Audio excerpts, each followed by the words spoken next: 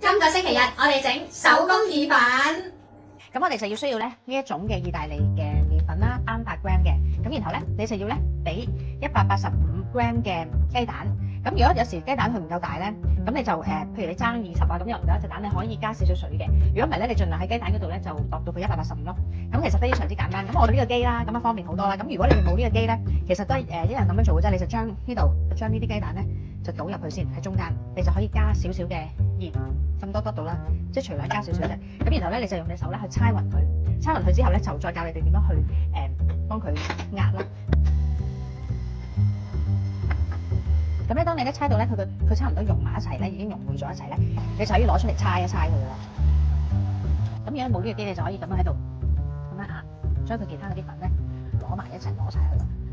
咁咧要用呢個搓，用個機搓咧，咁就搓到2分鐘2度，咁就變咗咁樣啦。冇呢個機咧，其實你就咁喺個台度咧咁樣搓，將佢咁樣一路咁樣接，一路搓到咁樣嘅時候咧，你就可以咧將佢變翻一個波形，咁就可以包好先至咧，就擺喺雪櫃度咧。咁起碼要擺30分鐘嘅。咁等佢可以鬆一鬆弛先，然之後先攞出嚟搓。好，而家咧就係已經咧擺咗雪櫃30分鐘之後啦。咁我哋就有個特別嘉賓心分嚟幫手搓啦。呢個咧係一個非常之好嘅親子活動嚟嘅，咁可以玩成個下晝或者有排整嘅。好啦，而家咧頭先嗰300g啦，呢度就係。咁而家你攞你要嗰球出嚟先咯。好，我哋而家買一個咧呢個 Smola 嘅粉。咁呢個就係咧你搓完晒咧擺上面咧佢就唔會熄㗎啦。如果搓呢個咧要翻頭先我哋整呢個意粉嘅微麵粉啦，呢度擺呢都要擺啲啦，因為呢個 make sure 佢唔好熄，咁全部都要有晒粉先嘅。記得。而家將佢扁佢先。咁而家有呢個碌你可以碌啦，你碌啊？我碌。好，呢碌要擺呢度先。力的表現啊！一較最闊嗰格嘅。好，有。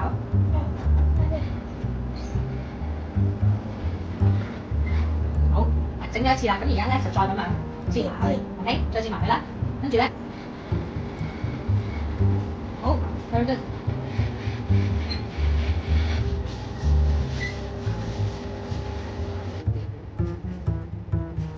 好似死嘢呢啲喎。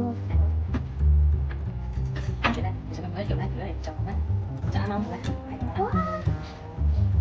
出晒嚟啦！咦？哇！